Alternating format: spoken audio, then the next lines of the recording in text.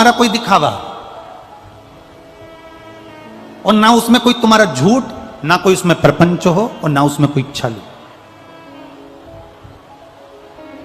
आप जाओ शिव के दरवाजे पर। आप वो अधिक मास में क्या दान करते हैं? अधिक मास में किस चीज का दान किया जाता है? मालपुए का दान करते हैं। अरे बोलो तो जम के, कितने मालपुए करते हैं? 33 33 मालपुओं का दान होता है। 30 मालपुए तो 30 दिन के हो गए, और 3 जो मालपुए होते हैं उसके ऊपर जो 33वें 3 मालपुए जो होते हैं, वो एक मालपुआ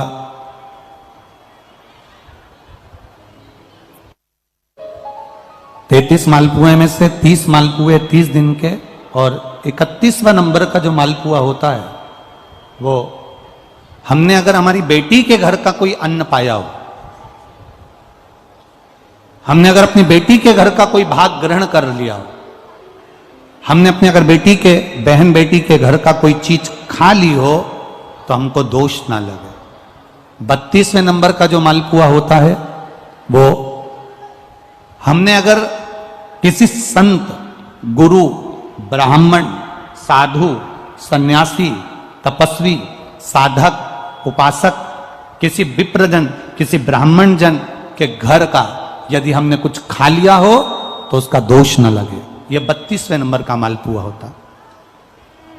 और 33वें नंबर का जो मालपुआ होता है, हमने किसी के घर का सूतक या सावड़ का खा लिया हो। सूतक सावड़ से मतलब है किसी के यहाँ कोई समाप्त हो गया, कोई शांत हो गया, आपको स्मरण में नहीं है, मालूम नहीं है, और आपने उसके घर का पानी पी लिया, उसके घर का भोजन ग्रहण कर लिया, या उसके घर का कुछ खा लिया।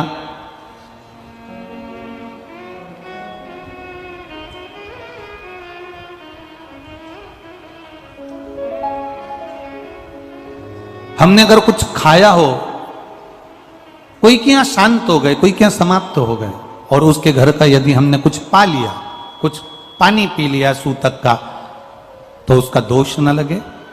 और यदि सावड़ में, सावड़ से मतलब है कि घर में बच्चा हुआ, संतान हुई, बेटा बेटी हो गए, बच्चे हो गए, और उनके यहाँ सावड़ लगी हुई थी, इतने दिन का उनके यहाँ पर सावड़ था, उसके घर का यदि हमने अन्न खा लिया या पानी पी लिया या हमने कुछ ग्रहण कर लिया तो दोष ना लगे। इसलिए हमारे सनातन धर्म में 33 मालपुओं का वर्णन है, 30 दिन के तो वो और 3 वो। अब एक बात और ध्यान में रखना, स्कंद पुराण, विष्णु पुराण जब अधिक मास के व्रत का वर्णन करती है तो उसमें 33 मालपुए का ही विधान क्यों लिखा? इसमें रसगुल्ला नहीं लिखा, जलेबी नहीं लिखी, इमरती नहीं लिखी, या कोई 33 सामग्री नहीं लिखी, तो 33 मालपुआ ही क्यों लिखा गया? उसका कारण केवल इतना है, मालपुआ जब बनता है तो उसमें बारीक बारीक छेद हो जाते हैं। शास्त्र के अनुसार जितने छिद्र मालपुए के अंदर रहते हैं, अधिक मास में 3 वर्ष में एक बार यह मालपुए का 33 मालपुए का जो दान दिया जाता है, इससे जो जीव हमारे पूर्वज, हमारे जो गए हुए जीव हैं, कई भटक रहे होते हैं, कोई किसी योनि में है, कोई किसी जगह भटक रहा होता है, तो वो उस योनि से हमारे केवल अधिक मास में दान कर देने से वो उस योनि से मुक्त हो जाता है। इसलिए इन मालपुओं का वर्णन है, इसलिए इन मालपुओं का वर्णन किया गया है। अब एक बात अपने भीतर उतारिएगा जरा, कि अपने जीवन काल में हम करें, दान करने की मना नहीं, भजन करने की मना नहीं, संकीर्तन करने की मना नहीं, भगवत भजन करने की मना नहीं, पर दिखावे से परे होकर, झूठ से परे होकर, असत्यता से परे होकर, एक बेटी आई है जिसने कोई संकल्प था जिसका पूरा हो गया है, तो वो 10 किलोमीटर दूर से दंडवत करती करती यहां पर कथा के पंडाल में आई है।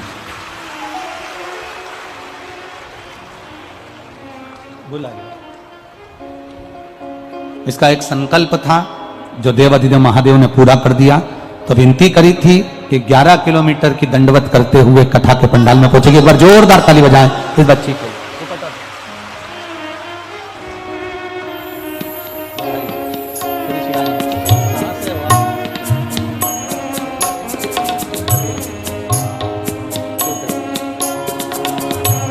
ले बाबू।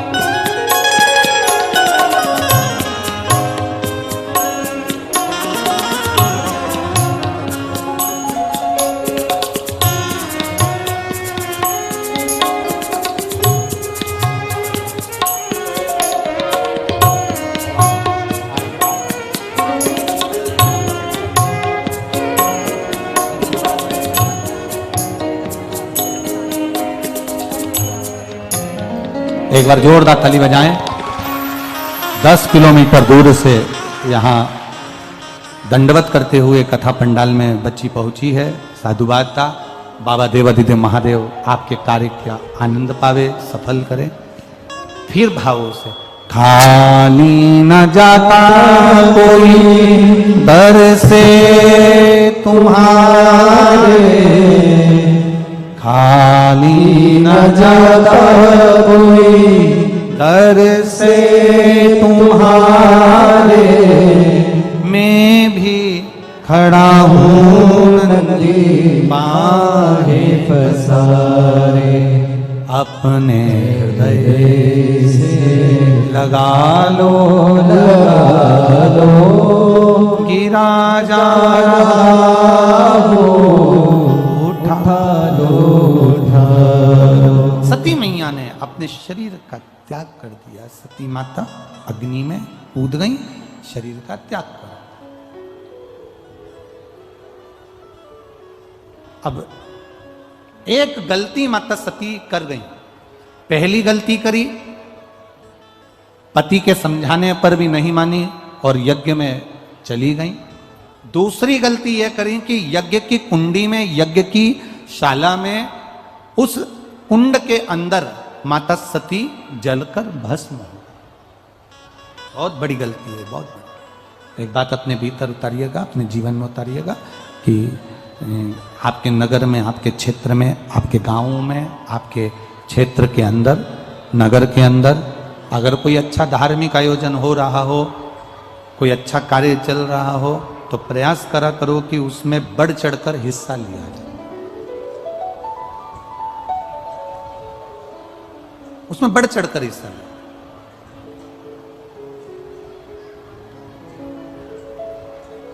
प्रयास रहे। जैसे ये बुजुर्ग माताएं जो होती हैं ना, जब कोई नगर का जो मंदिर, ये जितनी बुजुर्ग माताएं बैठी हैं, मेरे मैनपुरी की और आसपास की जितनी बुजुर्ग माताएं बैठी हैं, ये आसपास में मंदिर में, देवालय में, शिवालय में जब भी कोई अच्छा कार्य होता है तो ये आगे बढ़कर भजन करती हैं, कीर्तन करती हैं। अगर भजन में नहीं भी जा पाती हैं तो प्रयास रहता है कि इनका घर में से कोई चिरौंजी पहुंच जाए, चना पहुंच जाए, गुड़ पहुंच जाए, कोई ऐसी सामग्री पहुंच जाए जिससे वो कीर्तन के कार्य में आ जाए। ये इनके भीतर की एक ललकता, इनके भीतर की एक जागरूकता इनको वहां तक पहुंचा देती।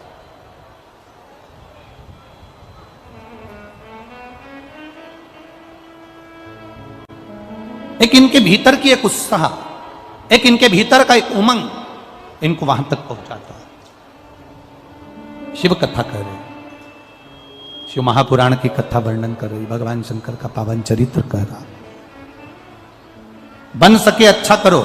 सती मैया ने दो गलती करी। एक तो अपने पति का कहना नहीं माना, दूसरी गलती माता सती ने यह कर दी कि सती मैया दूसरी गलती यह कर गई कि यज्ञ की कुंडी में कूदकर माता सती ने अपने प्राणों को त्याग दिया। अब आप अगर गए हो, कोई अगर कार्यक्रम में गए हो, किसी के यहाँ, तुम्हारे देवर के यहाँ सत्यनारायण जी की कथा है, तुम्हारे जेठ के यहाँ मकान का मुहूर्त है, तुम्हारी जेठानी के यहाँ पर कोई यज्ञ है, कोई अनुष्ठान है, तुम्हारे परिवार में कोई अच्छा कार्यक्रम हो रहा है, तुमसे बन सके तो उसमें सहयोग करो, ना बने तो उसमें अड़चन उत्पन्न ना करो।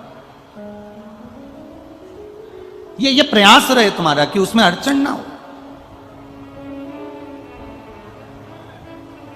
एक गलती कर गई पितरों की बेटियां, मेना, धन्या, कला, ये पितरों की 3 बेटी थी, 3 बेटियां। और पितरों की ये 3 बेटियां जब सनकादि ऋषि तप में लीन, सनकादि ऋषि जब तप में लीन हो गए और भगवत भजन में सनकादि ऋषि जब डूब गए, सनकादि ऋषि जब भजन में डूब गए, सनकादि ऋषि जब तप साधना में डूब गए, तब उस समय पर पितरों की 3 बेटियां वहां से निकली।